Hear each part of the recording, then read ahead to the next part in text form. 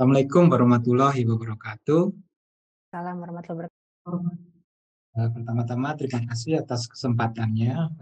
Pada kesempatan ini saya akan share mungkin best practice di perusahaan kami, bagaimana sebenarnya kami pada dasarnya menginline-kan gitu ya.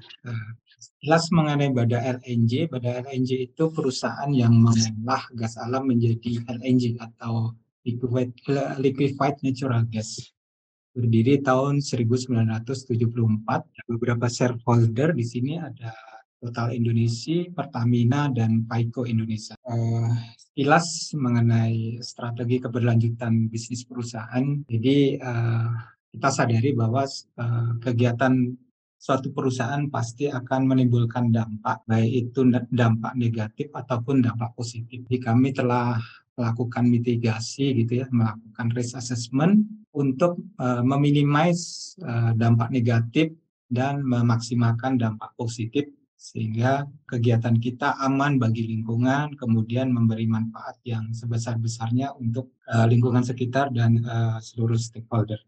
Sekilas mengenai SDGs, jadi untuk memberi benang merah bagaimana peran perusahaan. Jadi kita ketahui bahwa SDGs itu universal, terintegrasi, prinsip-prinsip keberlanjutan, mengintegrasikan dimensi sosial, ekonomi, dan lingkungan. Kemudian melibatkan seluruh unsur gitu ya, baik pemerintah, akademisi, pakar, NGO, media maupun filantropi dan bisnis. Di sini saya highlight dari badan usaha atau perusahaan, nanti bisa berupa peningkatan kapasitas, dukungan pendanaan, advokasi kepada pelaku usaha, memfasilitasi program dan kegiatan.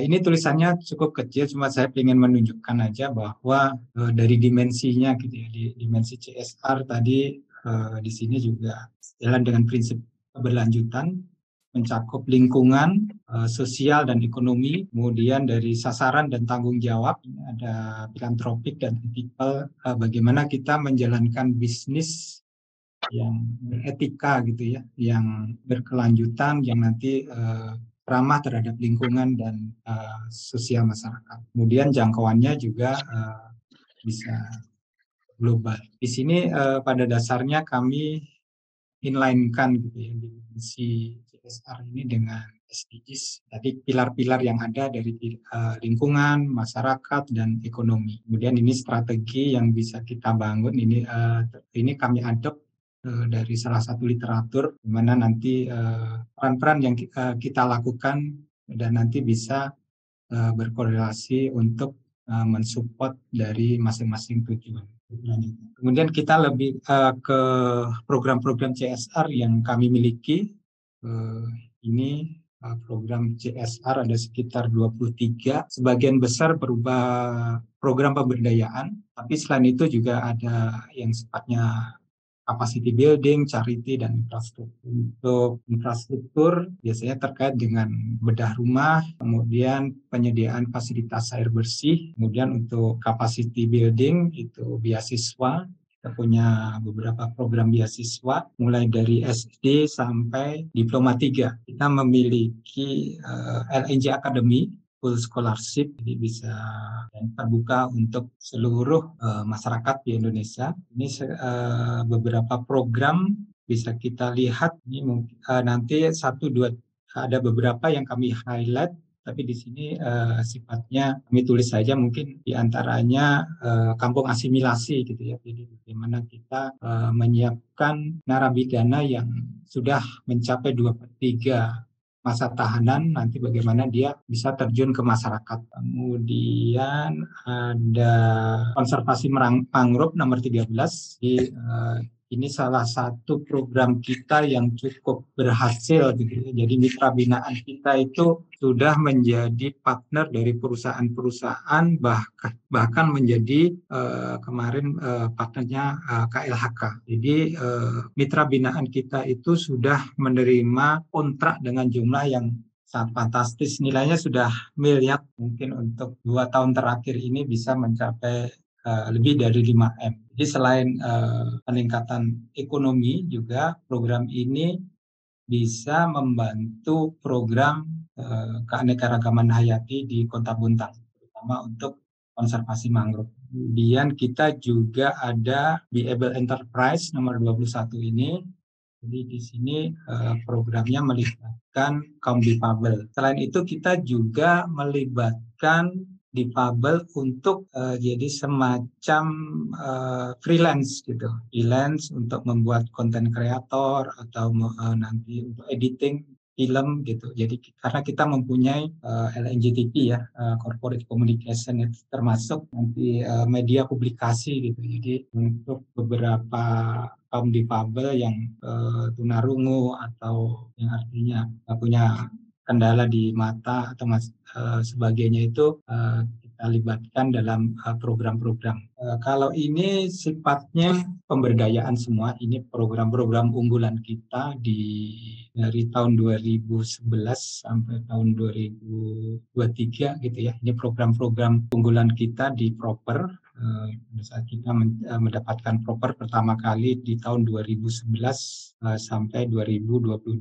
Ini kita highlight programnya. Pertama, Mas Darlik atau masyarakat sadar lingkungan. Jadi kita di sini melihat bahwa ada satu wilayah yang tingkat kesadaran terhadap lingkungannya itu cukup tinggi. Jadi kita lihat bahwa ini sebagai potensi. Kita kembangkan wilayah tersebut menjadi kampung wisata. Bangun di sini ada kampung organik, sayur organik, dan ada trekking untuk berwisata, bersepeda, kemudian ada juga tempat mainan tradisional juga untuk untuk jajanan gitu ya, untuk mengembangkan jajanan. Kita melibatkan ibu-ibu di sini untuk mengelola untuk pusat jajannya. Jadi kalau dilihat di sini ini menjadi kampung wisata yang pertama di Bontang dan sampai sekarang menjadi ikon gitu ya. Jadi kalau dari masyarakat luar atau terutama pemerintah Kota Bontang gitu ya ingin menunjukkan ada yang melihat contoh kampung wisata ini menjadi salah satu referensi. Kemudian pengembangan industri mikro pesisir, ini kegiatannya pelatihan untuk makanan-makanan kecil gitu. Jadi salah satu mitra binaan kita yang waktu itu cukup berhasil yaitu Ibu Nini, dia bisa mengembangkan keripik ikan bawis yang sebelumnya ikan itu tidak bernilai, bahkan sering dibuang karena kalau dijual tidak laku, bisa diolah menjadi keripik bawis yang sekarang menjadi ciri khas gitu ya di Kota Bontang, dan beliau sampai pernah diundang di Kick Andy untuk menceritakan perjuangannya bagaimana bisa mengelola ikan yang akhirnya terbuang menjadi limbah, bisa menjadi makanan khas Bontang, dan bahkan pernah jadi narasumber untuk secara online. Jadi diminta untuk men-share bagaimana perjuangannya gitu di depan TKW di Abu Dhabi. Ini kemudian Saung Pandu, jadi ini semacam integrated farming system. Jadi kalau dilihat dari latar belakangnya ini ada sedikit ketidakharmonisan ya. Ini kalau kita kaitkan dengan SDGs ke-16. Jadi bagaimana kita mengubah suatu konflik itu menjadi kolaborasi. Kita kolaborasi antara perusahaan dengan masyarakat sehingga akhirnya perusahaan dan masyarakat bisa berjalan berdampingan, bahkan bisa menjadi satu program pemberdayaan. Di sini kita ada pertanian terpadu gitu ya, yang memanfaatkan mikrohidro dan panel surya untuk sumber energinya. Kemudian kita memanfaatkan hasil pengolahan air limbah domestik di recycle, kemudian dimanfaatkan untuk kegiatan perikanan dan juga budidaya aquaponik. Ini memanfaatkan air yang digunakan untuk kolam gitu ya. Jadi biasanya kita ada hidroponik gitu ya. Ini aquaponik, dan tadi juga karena menyebutkan di sini juga ada black soldier gitu ya, ada